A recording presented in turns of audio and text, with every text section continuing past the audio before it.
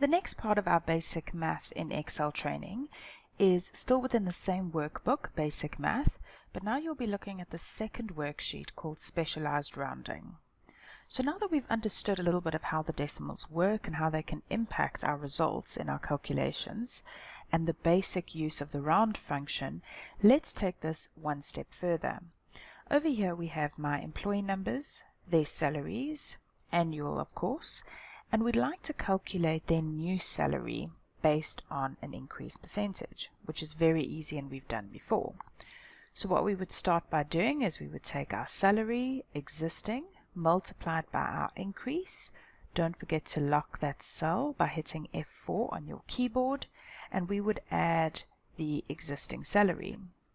And that'll give us our new salary.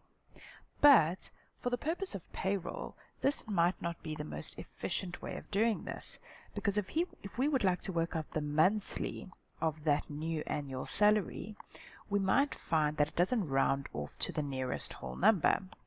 So if we take our new salary, we divide that by 12, we get a very uneven way of having to pay somebody.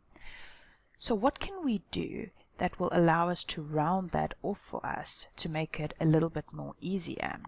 So what we can do is in our new salary, when we calculate it, we're going to use the mRound function. So I'm going to delete that new salary.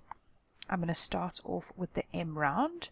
This returns a number rounded to the desired multiple. So I'm going to select my salary, and the multiple is how you would like to easily divide this number. So if you get paid monthly, then obviously you'd have to take the salary and divide by 12. If you get paid every second week, you would then obviously divide that by 24. So in this case, I want the number easily divisible by 12 without any cents. This will give me a new number. You can basically see the difference between the new and the other one is a couple of cents or rands or dollars, whatever your currency is, but it makes your monthly so much easier.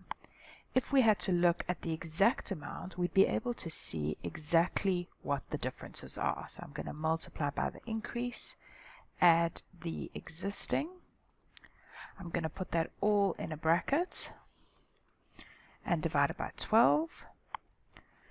So it's a little bit significant in terms of what we're getting as an increase. You're talking about literally a few hundred just to round the value off a little bit to give you a more rounded number when paying salaries every month. There's two other functions which are also quite nice to use. The one is called ceiling and the other one is called floor. And you can choose how, if you want to round your numbers up to the nearest 100, but going upwards, you would use ceiling, going downwards, you would use floor. So let me give you an example on both. Ceiling, I would choose my salary, and I want to round that off to the nearest 100, but going 100 up.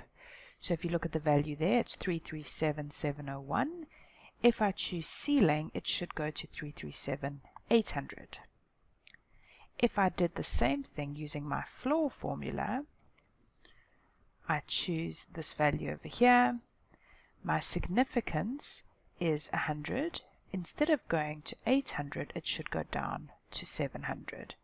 So you can choose if you want to round 100 up or 100 down, 50 up, 50 down, 1,000 up, 1,000 down by using your ceiling and floor formulas.